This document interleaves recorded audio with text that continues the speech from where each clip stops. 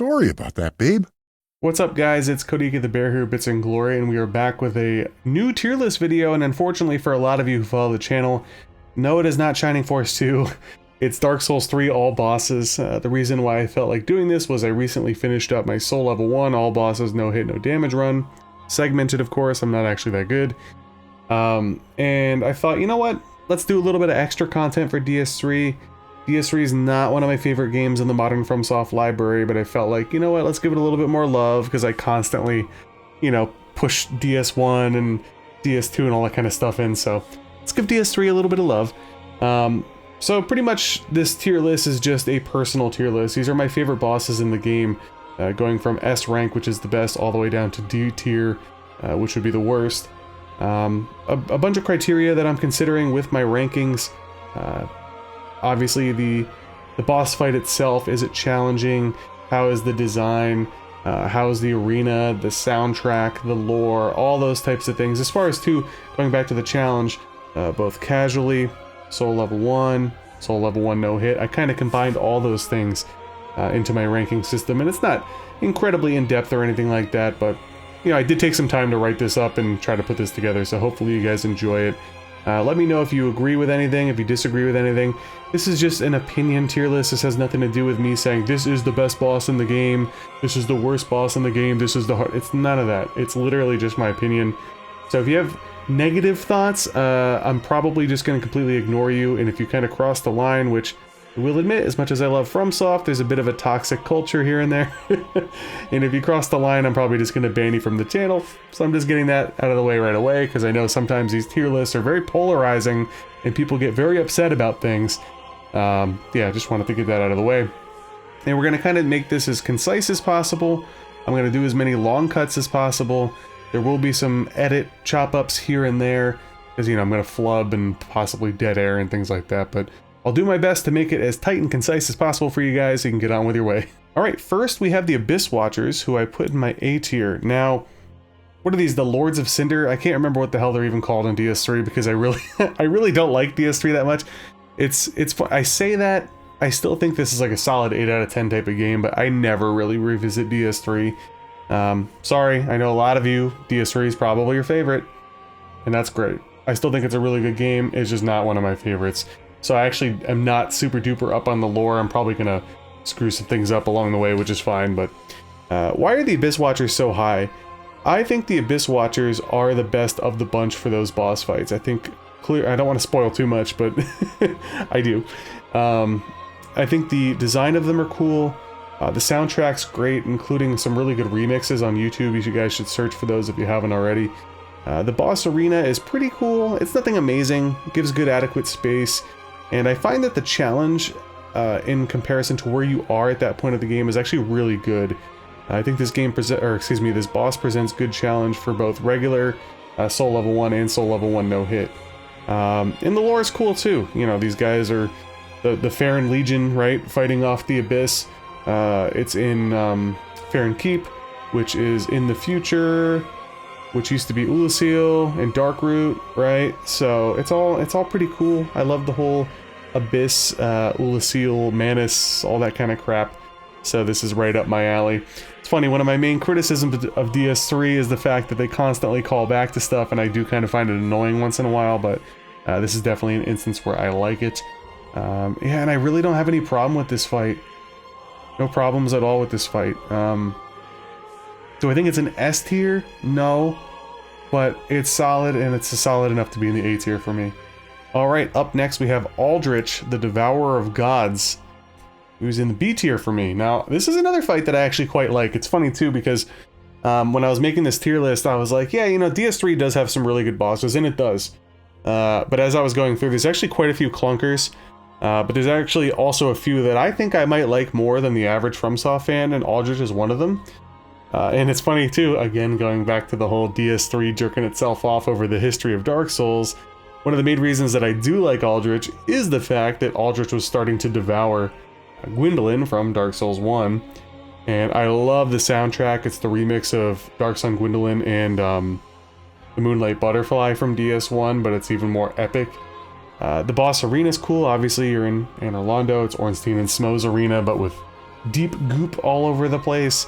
I find that the fight does present a decent amount of challenge. Some people kind of think it's BS with like the arrow rain and stuff like that, but the RNG is pretty easily manipulated to get behind Aldrich and completely avoid it.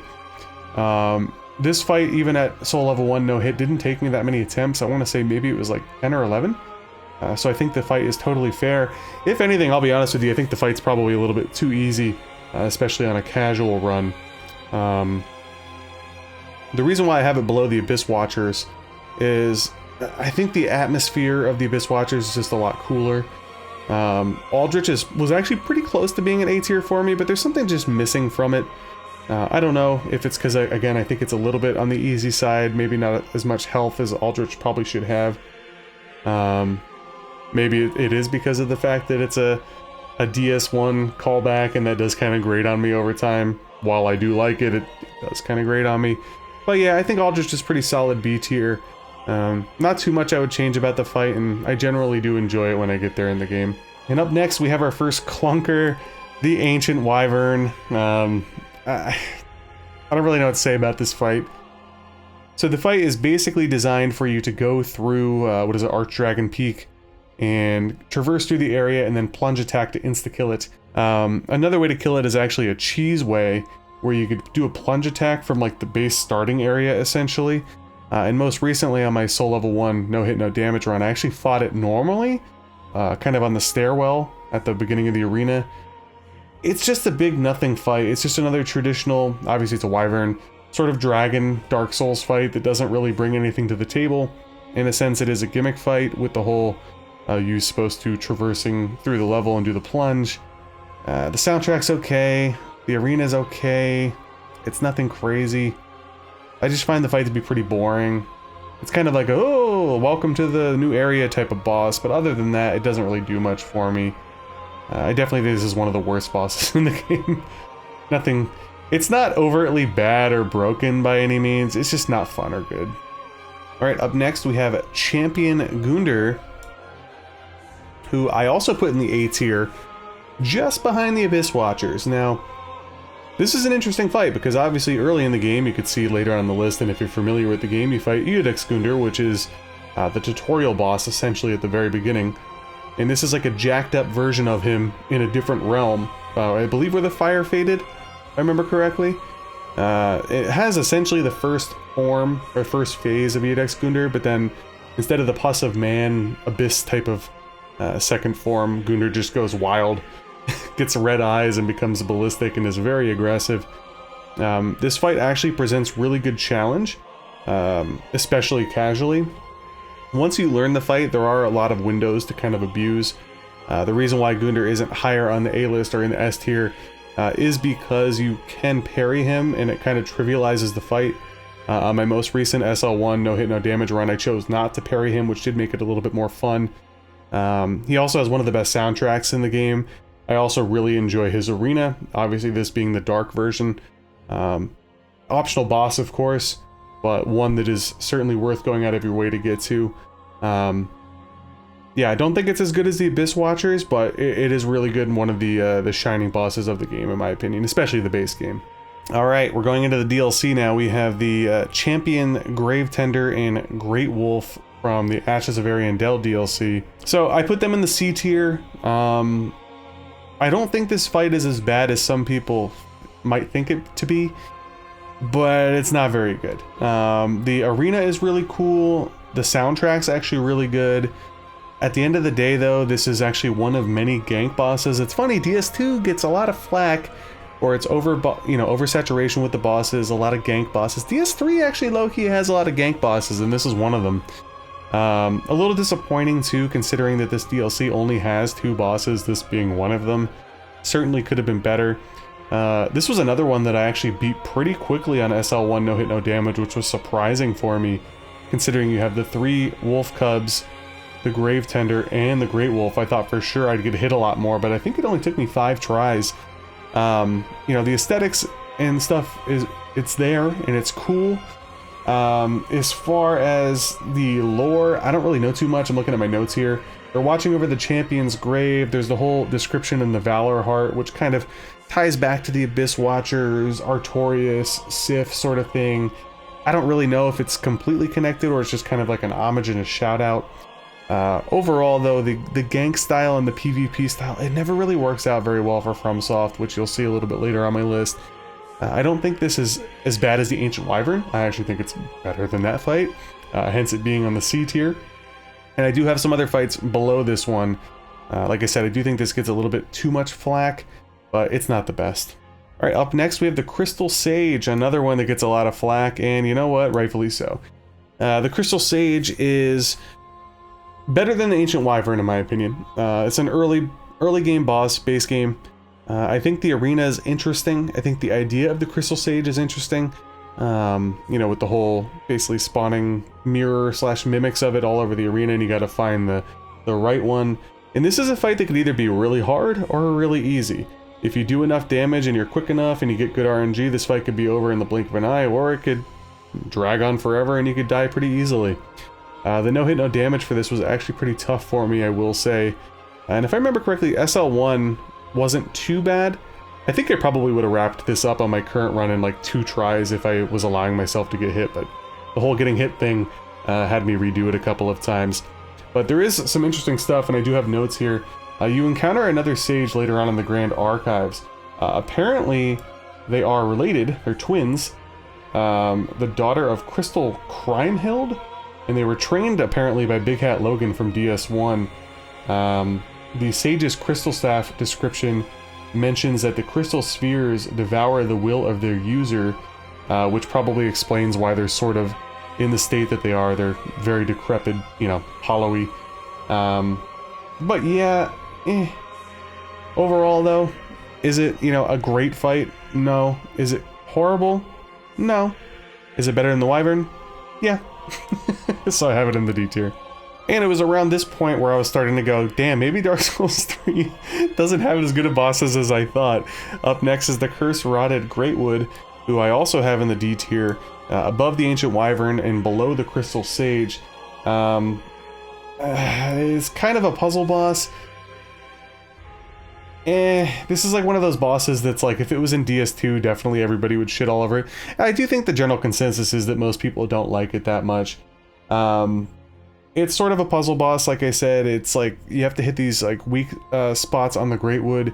There's essentially 3 phases. There's like a gank phase where there's gank again. Like I said, there's a lot of gank fights in this, where there's enemies from the undead settlement, and then the Curse-Rotted Greatwood like wakes up or comes to life. And then when you do a certain amount of damage, you'll bust through the floor. I think it's possible to do enough damage, probably on a casual run, to avoid phase 2 altogether. But then you fall through, and it's basically the same fight, except you're in a different arena, which is a little bit cooler looking. And he spouts like this white arm. And I did have some lore that I wanted to read for it that makes it a little bit interesting. The soundtrack's actually pretty good. It's very creepy, and very atmospheric, almost like horror-like in a way. Sort of encapsulates the grotesqueness of this boss. And the lore that I wanted to read was, the soul of the Greatwood states, ever since its establishment, all manner of curses have managed to seep into the undead settlement. The worst of them were sealed away inside of a spirit tree, but eventually the curses took their toll. It's kind of a cool idea. The implementation is It's one of those bosses when you, you know, it's optional. When you see it on return playthroughs, you're like, you know, That's just the best way to describe it. Again, not entirely broken, and it seems like this is my my recurring joke in this. Is it better than the Ancient Wyvern? Yeah, but it's not that great. Alright, up next, this might be a little bit of a surprise to some people. The Dancer of the Boreal Valley, who I have in the B tier, actually above Aldrich. Can we get you there? I move you. There we go.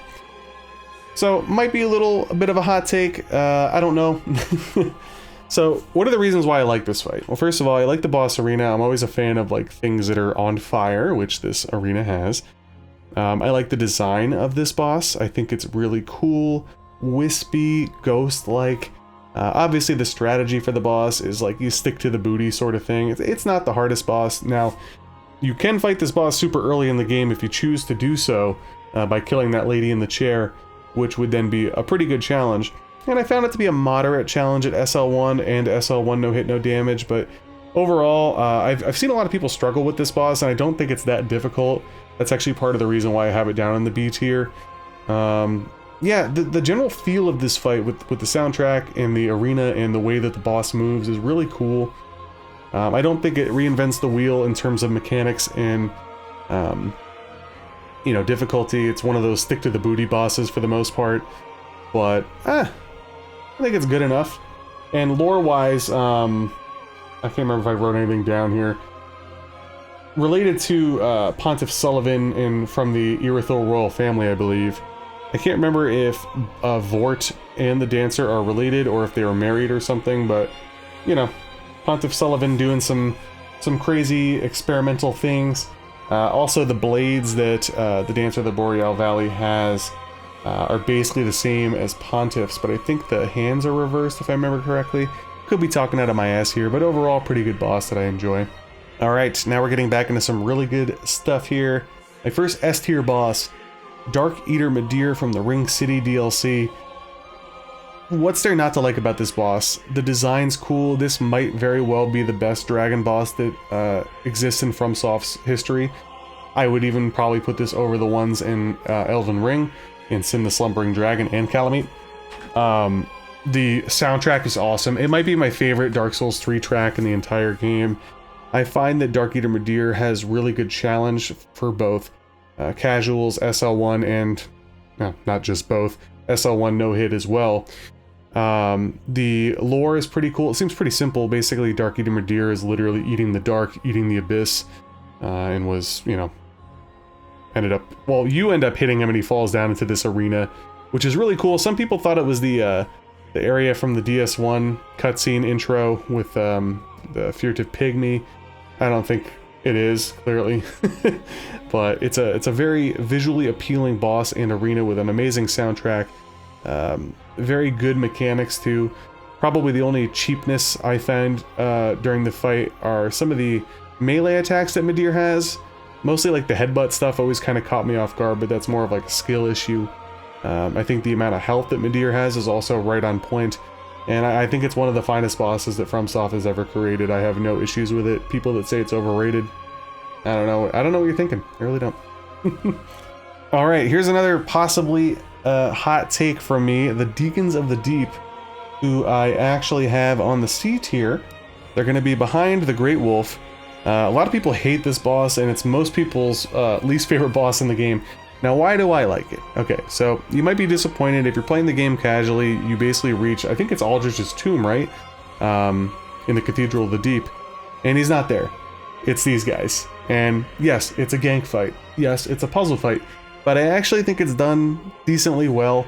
Basically, the first phase, a certain deacon has like an orb, an aura, and you have to go attack him. And then in phase 2, I guess the deacon, the archdeacon or something, comes out of the ground and you have to attack him. It's one of those fights where if you take a little bit too long, the fight does get harder as you go. The soundtrack is pretty cool. It's very brooding and kind of adds to that horror aspect that sort of permeates throughout DS3. I was kind of looking at my notes here. When you enter the arena, they kind of look at you like a get out of my town, son type of attitude, which always amuses me. Yeah, the archdeacon that appears in phase 2, apparently his name is Royce. Didn't really know that, but found that when I was looking it up. Yeah, I don't know. I think it's about on the same level as the Gravetender and Greatwolf. I think it gets a lot of flack and it's a little unfair. Yeah, it could be better, sure, but it's not the worst. Alright, going back to the Ring City DLC, we have the Demon Prince, who is really close to being an S tier for me, but I'm going to put them actually at the tippy top of my A tier. What's not to like about this fight? You have this dramatic drop into the arena, which ends up being a broken down Firelink shrine from the first Dark Souls game. And is it a gank fight? Yeah, but it's done really well. The first phase is the Demon in Pain and Demon from Below. And depending on which one you kill, the Demon Prince spawns, and depending on which one you kill first, The Demon Prince then gets a different move set, which is pretty cool, adds kind of some replay value. It's similar to Ornstein and Smo, right? Where if you kill Ornstein, then you get Super Smo. If you kill Smo, you get Super Ornstein. The fight itself is, like I said, it's a gank fight in Phase 1, but I feel like it's very, very fair. You have plenty of opportunities to get attacks in. Sure, it's a little bit RNG heavy in the first phase, but it's manageable across all, you know, walks of life, whether it's a regular run or a challenge run. Phase 2 is very straightforward but difficult. I do feel like the Demon Prince does get a little bit too much health, especially at a low level, low stat run. But yeah, the soundtrack's really good. I love the design of the boss, and like I said, the arena's cool, even though it is a rehashed DS1 thing again. The lore is also really cool as well. I have some notes here, so I want to read that, so make sure I'm not stumbling over myself. Let me make this smaller so I could kind of scroll better here. So, in Lorian's Greatsword, it said that Prince Lorian was able to defeat the Demon Prince, and continued on with the soul description of the Demon Prince. He then retreated below the earth and managed to survive after seemingly being thought dead. So the thought here is that the Demon in Pain and the Demon from Below were born from the Chaos Flame, and then when one dies, they become the last demon standing, basically rekindling the soul of the Demon Prince. So I don't think it's the actual Demon Prince. People can correct me if I'm wrong. I think they basically become them in a sense. Or become him, excuse me, kind of like the Demon Prince reincarnate. But yeah, the whole thing, like, this is one of those, like, the whole package type fight. And I think the only thing keeping it off of S tier for me are a couple of minor nitpicks, like I mentioned, the health in Phase 2. The fact that it is a gank fight and sometimes it can be a bit RNG heavy in Phase 1 also kind of bothers me. But this is like a top tier fight. The Ring City DLC is really good. Honestly, it's probably their best DLC that FromSoft has ever made. This video is made before the Elden Ring DLC, by the way, so I can't comment on that, but yeah, love that fight. Up next, we have the Dragonslayer Armour in the B tier above the Dancer of the Boreal Valley for me. Dragonslayer Armour fans, rejoice. I love this fight. This is one of my favorite fights in the base game by far. It has a really nice and steady soundtrack. The boss arena is really cool. I love the design. It's sort of Ornstein-y, but it's not at the same time. It's one of those like humanoid fights, really in your face, fast and aggressive, and it's just a lot of fun. I feel like it's challenging, but not too hard. And maybe at times it might be a little bit too easy, which is actually part of the reason why it's in B and not A for me. And while I do love the arena, I do hate the gank aspect of it, where the butterfly dudes are off to the side of the arena shooting shit at you around, I guess it would be Phase 2 of the Dragonslayer Armour. But, I mean, it has a lot going for it. I mean, like, really cool design, decent soundtrack, good challenge, cool mechanics. It's a fun fight.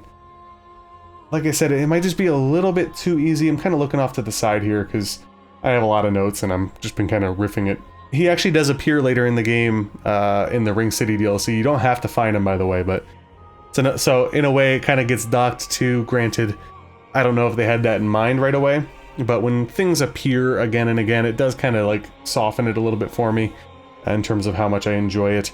Dragonslayer Armour on a good day, if it cleaned up a couple of the things that I criticized, possibly could be in the A tier, but I think it's a pretty solid B tier fight for sure. Alright, so as much as I sucked off the Ring City DLC, unfortunately it did have Halflight Spear of the Church, who is in the D tier for me and is the second worst boss in the game for me, just ahead of the Ancient Wyvern. I've seen a lot of people rave about the soundtrack in this fight. I don't think it's that great. I don't think the arena is that great.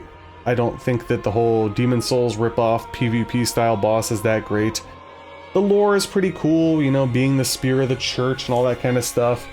Protecting the slumber of Princess Filianor. Speaking of, every time you die, this fight takes forever to get started because Judicator Argo has to keep saying his speech, which was really annoying at soul level 1, no hit, no damage. Which was also one of the reasons I put this so low. The challenge runs, this fight is atrocious. It's hard enough and annoying enough as is on a regular playthrough, let alone a SL1 no hit, no damage. It was terrible. In order to get that done, I just fished backstabs the whole time. And it's another gank fight. You know, there's a Painting Guardian, Halflight, another Painting Guardian along with Halflight. Like I said, DS3 just has a habit of doing gank fights. It's low-key gank-filled. And this fight just doesn't do it for me. I don't get a lot of enjoyment out of it. The boss design is okay. It's just another meh fight. Maybe if I did PvP online, it would be fun. I don't know. Alright, up next we have Iudex Gundyr, who I mentioned earlier, which is the tutorial boss in the easier version of Champion Gundyr. I actually put him in the C tier. I think this is one of the best starting bosses that FromSoft has ever come up with. I think it presents really good challenge. Has the same soundtrack as Champion. The boss arena is the same, except it's daytime. So it has a lot of really good things going for it. Realistically, the only stuff keeping it back, it's the first boss of the game, so it's not that challenging at all, regardless. I mean, if you pick a class that's level 1, you can't even level up at that point, so you could beat it easily at level 1. So yeah, I don't know. It's a really good fight. I don't think it's anything to write home about. It's basically a tutorial boss, a tutorial boss. So yeah, I don't know. I think C's pretty solid for it. Definitely not D tier. And I do think that it brings more to the table than the ones that are on the list currently at the C tier, so. Alright, up next we have the Twin Princes, Lothric and Lorian, who I put on the B tier, actually behind the Dancer, and in front of Aldrich. So this is kind of the final fight before the final fight in the base game. I think that the boss arena is pretty cool, the soundtrack's also pretty cool, the design of these guys are pretty cool. But I do have some problems. I'll get into those, I guess, in a bit. I did want to touch quickly on the lore. I mentioned that Lorian, right? Lorian, yeah. He's pretty scary, by the way. He's like comes crawling out in the opening cutscene like a zombie. But he was the one that slayed the Demon Prince back in the day. And I guess Prince Lothric was born sickly. And he watches afar, and it's a two-phase fight, obviously, as you could probably expect that late in the game. This is like the last Lord of Cinder, pretty sure. Unless you consider Soul of Cinder a Lord of Cinder. But anyway, the first phase is actually kind of annoying, especially at Soul Level 1, Soul Level 1, no hit, no damage. A lot of teleporting. And the beginning of the fight, Lorian could actually teleport directly behind you, which is kind of annoying. As time goes on, you kind of learn how to deal with it, but I don't know. It's like, it's a good fight. It's like fast paced, and you got to kind of keep close.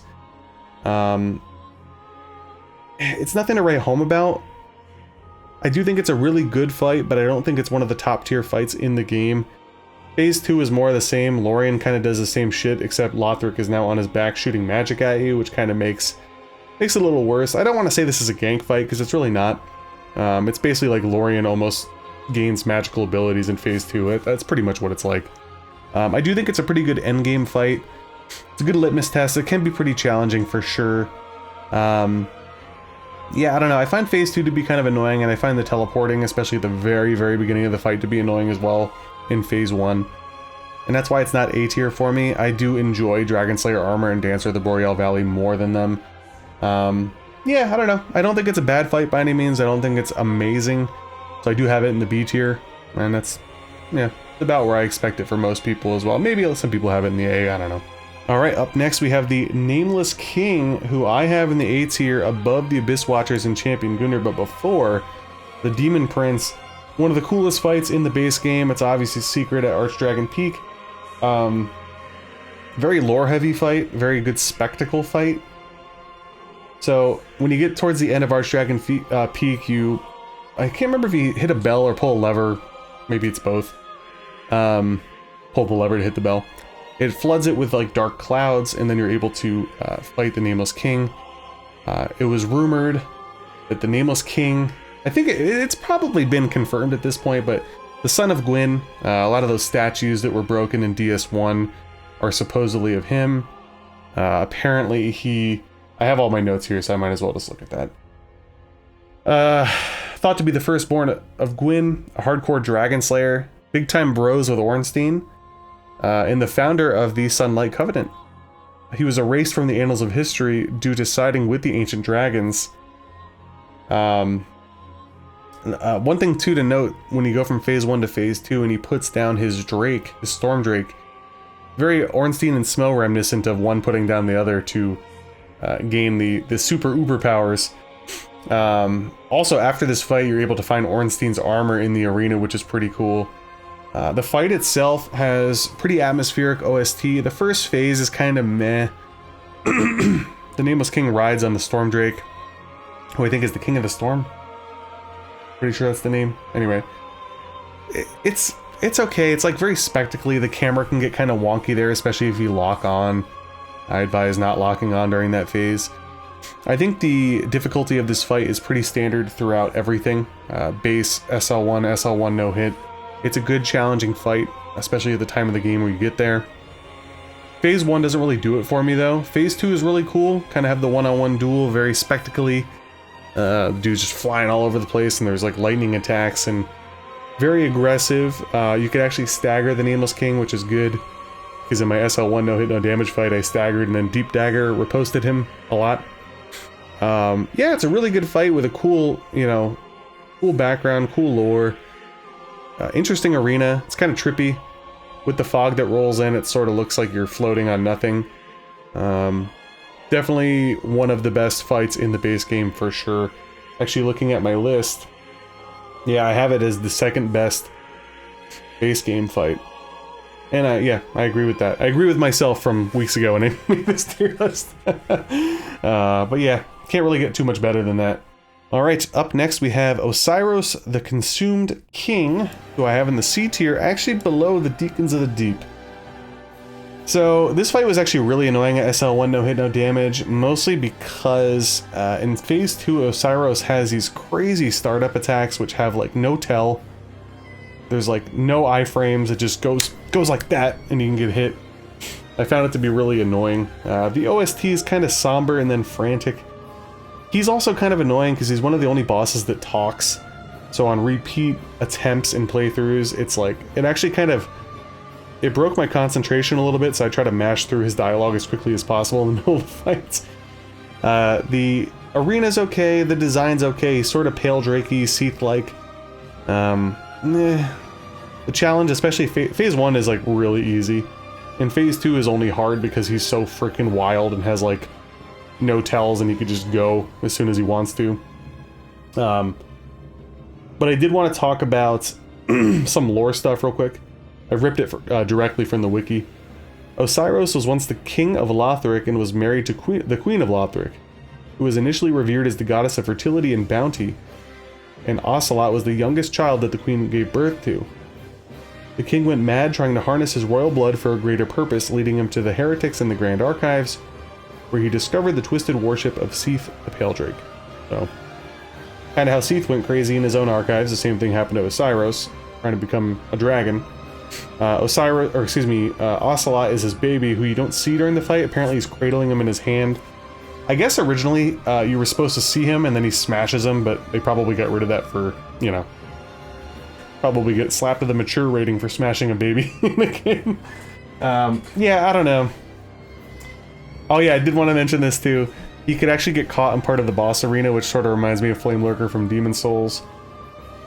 I think this fight's good enough to be in the C tier. I don't think it's that bad to be in the D tier, but it really doesn't bring too much to the table for me, so eh. And more along the same, we have the Old Demon King, who I also have in the C tier, just behind Oceiros. Kind of back at that part of the list where I was like, maybe this game doesn't have that many great boss fights. The soundtrack is okay, it's nothing great. The boss arena is pretty cool, it's littered with, which demons exactly? I think Taurus demons and Centipede demons, if I remember correctly.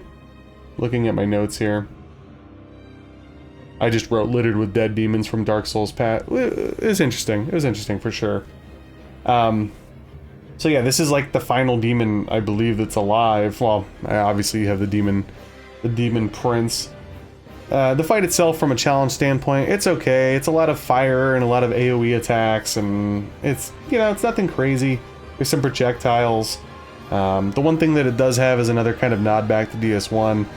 The Old Demon King gets really, really weak at the end, sort of like Sif when Sif limps around at the end of DS1 when his health gets low. Okay, so here we go. This boss is the oldest remaining witness from the Chaos Fire in Izalith, which is pretty interesting. It's kind of cool lore, ties back to DS1, but all in all, it's nothing crazy. Like I said, the soundtrack's not great, the challenge is the fight's not that engaging. It's sort of just one of those optional boss fights, and for me, it's very much a C tier fight. It's actually, I think, the bottom of my C tier, but we'll find out in a bit. All right, up next we have Pontiff Sulyvahn, who I actually have in the B tier. This might be a bit of a warm take, I don't know. I think a lot of people love Pontiff and might have them in their S or A tier. For me, he's just a B tier. I think his arena is pretty cool. I think his design's pretty cool. His lore is pretty interesting. He's basically one of the biggest assholes in the history of the Dark Souls universe. Doing a lot of... Okay, so I have a specific list here. He was once a sorcerer and then discovered the profaned flame, and then things went a little wacky. He aligned with Aldrich. He started doing unspeakable things, such as convincing Lothric not to link the flame. He started experimenting with humans, sacrificed Gwendolyn and Orlando to Aldrich, trapped Yorshka, and did a bunch of other things too. So as I said, he's pretty much one of the biggest assholes in the series. The fight itself is good and challenging. I like the first phase a lot. You know, 1v1 battle with some interesting moves. He can be trivialized a bit with parrying, which I did not do on my SL1 no hit no damage. I love the colors of the fight too, definitely interesting. Soundtrack's decent, don't remember if I mentioned that or not. Phase 2, I'm on the fence about. He basically spawns like a mirror image, which is kind of interesting and it looks pretty cool. It's like a black outline version of him, and it'll do the same moves but delayed. In a sense though, it kind of becomes a gank fight in Phase 2. It's not horrible, and it's definitely manageable, but I don't know. Something's a little off. I think with the parrying, the fact that you could parry him, much like with Gwyn, that does knock... I didn't do my DS1 tier list, but it would knock Gwyn down as well because of that. And then sort of being ganky in Phase 2, that keeps it off of the A tier for me. However, with that being said, I do have him at the top of the B tier. I do recognize it as a very good, very challenging fight, despite whether it's SL1 no hit no damage, or regular. I do enjoy it, but I don't think it's a top of the top. I really don't. Alright, up next we have Sister Friede of the Ashes of Ariandel DLC, and I have her in the A tier. Below the Demon Prince, and not S tier. So, another good DLC fight from FromSoft. This is actually a 3-phase fight, which is pretty crazy. It's a long one, with the third phase being a bit of a gotcha surprise moment for those that, you know, didn't play the game prior. I find that the OST is good throughout all 3 phases, very excellently crafted. I find that the design of both Friede, Black Flame Friede, and I guess as well Father Ariandel is interesting. I like the evolution of the boss arena, how it's enclosed in Phase 1 when it's the 1v1 duel with Friede, and then it expands and obviously it's on fire, which I said I enjoy. For Phase 2, the lore of Friede is interesting before I kind of get into my criticisms and what I think of the difficulty. It's a little bit hazy. Apparently she was sisters with Yuria and Lilian, the founders of the Sable Church of Londor. The Painted World was rotting, and instead of burning it away, she came in and convinced Father Ariandel to keep it going, locking away the girl that was doing the painting, who Slave Knight Gael is trying to help. Excuse me, Gael. The Corvians are also locked in, the world's rotting, and Gael wants you to go in to restore the order for the painting. So honestly, she's kind of bad. She's kind of a dick as well. She's just let the natural cycle and progression go. Something hit my... I think a bird ran into my basement window, but anyway. Okay, so now getting into the fight. Phase 1, like I said, is a 1v1 duel with Friede. It's very PvP-like. You could backstab her. She doesn't have a lot of poise, but I do think it's pretty challenging because she can kind of wipe you out pretty quickly, so you have to stay on your toes. The problem I have is Phase 2. Phase 2 turns into another 2v1 gank fight, and I feel like it's not implemented perfectly well. Friede can just start spamming freaking frost at you from everywhere, and sometimes it's really hard to get any damage in on Father Ariandel or her. I find their positioning and spacing to be very RNG dependent. I had a hell of a time no hit no damage because of her spamming the frost, because eventually, especially at SL1, it builds up quickly. I don't like Phase 2, and that's actually the reason why it's at A. I like the spectacle of it, and I like the soundtrack. I don't like the actual fight in Phase 2. Now Phase 3, Black Flame Friede, which is basically Phase 1 but on steroids in Black Flame, is really cool. Again, you could also backstab her. She kind of brings a couple of the methods from Phase 2 along into Phase 3, and it's a very climactic end to the battle. And I do think, again, overall, it's a really good package, but the reason why I have it in A and not S is because of that Phase 2. I'm just not much of a fan of it, to be honest with you. Alright, up next we have Slave Knight Gael, who is in my S tier, above Darkeater Midir. It's funny, because for a while I thought Slave Knight Gael was really overrated. And I didn't really realize how cool, excuse me, and good he was until I fought the game at SL1 no hit, no damage. You know, the design of it's great. You have callbacks to Artorias with the opening cutscene and sort of the general design, as well as Berserk. The soundtrack's awesome. The arena is really cool. It's the true end of the Dark Souls trilogy. It's not the end of the game fight, but it's the end of the DLC and the final DLC, and it has that feel to it. I like the lore where, you know, Gael was basically helping out, you know, his lady's painting, right? Wanted the Dark Soul. But while in the search for that, he basically became consumed by it and consumed by power and just wanting to consume and got stronger and stronger. And it's cool because he's basically kind of like you, or even less than you at the start, and he's not like a demigod or anything like that, and I actually really do enjoy that. And I think where the fight shines above all else is the mechanics. It's a very, very cool and interesting fight. Phase 1, he's sort of unhinged, like Berserk. In Phase 2, a little bit more straightforward. A little annoying with the whole like cape swipe thing in the SL1 no hit, no damage. That got me a lot. Basically, he has like, if he swings his sword in Phase 2, he also usually follows up with a cape swipe, so essentially he's swiping twice. I got hit by that a lot. I like his spell, the Way of the White Corona, how you dodge through it and then it comes back, so you gotta position yourself a certain way. I also like his repeating crossbow. And then Phase 3, you know, just gets super dramatic. There's lightning everywhere, he's flipping all over. It's so fucking cool, like it really is. It's a wonderful fight. It is definitely a top 5 boss fight in FromSoft history. It might be top 3. I don't want to say number 1 because I got to think about it more. It's really good though and deserving of the spot that it's in. My only criticism of the fight is I think he has a little bit too much health. I think if you knocked it down like 5 to 10%, it would be perfect. As of now, I kind of have it at like a 98 or a 99%, but I think it would be 100 with a little less health. That's it. That's all. Alright, now we have Soul of Cinder, who's actually my final S tier boss behind Slave Knight Gael and Darkeater Midir. So, Soul of Cinder has a lot going for him. Or it. Great design, great boss arena, great soundtrack, including the epic callback to Gwyn in Phase 2. And the lore is cool too. It's like a combination of all the people that linked the fire over the years, which is why you have people, or excuse me, you have phases that are Pyromancer, Sorcerer, you know, the one with the long spear, and then in Phase 2 it basically turns into Gwyn with the Plin Plin Plon and all that kind of stuff. The challenge is good too. I think it has about the right amount of health. I had a little bit of trouble with it. At Soul Level 1 no hit, no damage, it was one of the toughest fights for me for sure.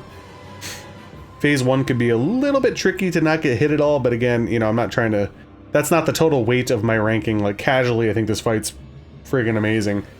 With almost... honestly, almost no criticisms for it, hence it being in the S tier. Yeah, it just has a lot going for it. It's, this is... I can't say off the top of my head, but this might be the best final boss that FromSoft came up with in the base game. Because it's better than Gwyn, it's better than Nashandra or Aldia, it's better than Elden Beast. Radagon's really cool, but Elden Beast is just okay to me. Who's the final boss of Bloodborne? Oh, Garriman's pretty fucking cool. If you fight the Moon Presence, eh. Soul of Cinder might top all of them, honestly. Sword Saint Ishin also could be on the same level as Cinder. I'd have to think about that more, but yeah. And obviously Demon Souls, technically the final boss is False King Allant, but anyway. Or no, not False King, the real King Allant. Flopping around like a little slug. But yeah, Soul of Cinder has a lot going for it. Easily an S tier boss. The class of the base game, in my opinion. Alright, and up next we have Vordt of the Boreal Valley, who I have at the bottom, I believe, of my B tier. I actually really like this fight. This is the first, like, real boss in the game after Gundyr. For most people, anyway. And, yeah, it's a pretty cool fight. Phase 1, you know, very slow and lumbering. Phase 2 kind of gets unhinged, very similar to Oceiros. The soundtrack's really good. I think it's appeared in a bunch of memes. It's very dramatic, especially in Phase 2.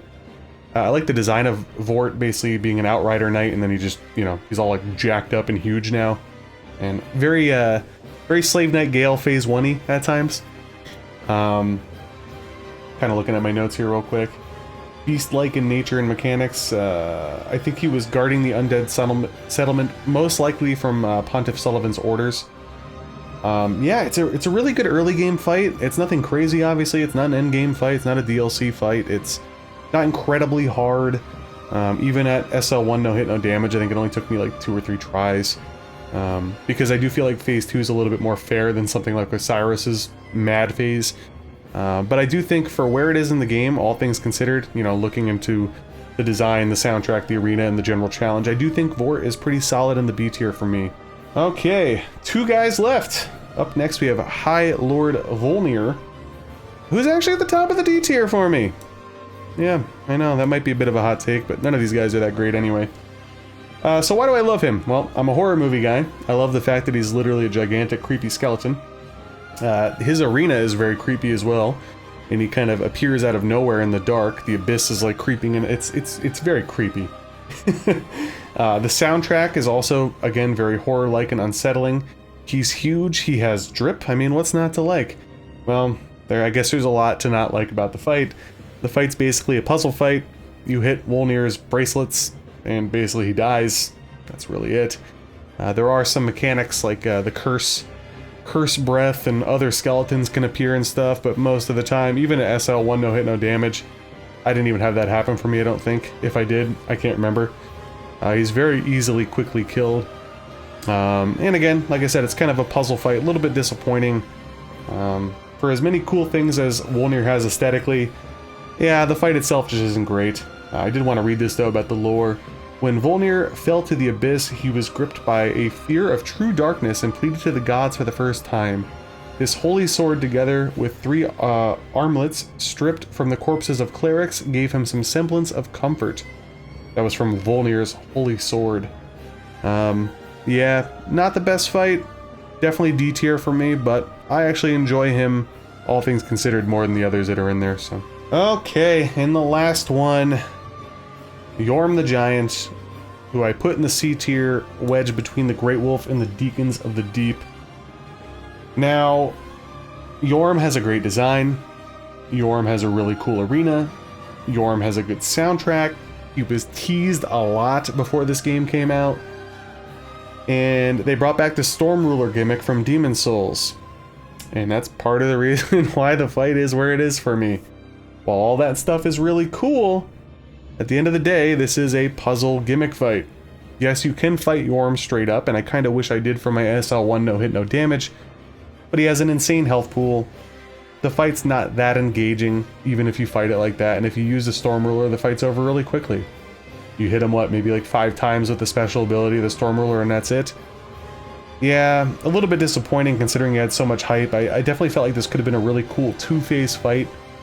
Had they done it differently. I kind of wish that they didn't have the Storm Ruler at all. I get that it ties directly into the lore for him. I get that, which I'm going to read now to you. Obviously, he's a little bit sad too, right? Because the lore of any kind of giant in the Dark Souls series is pretty sad.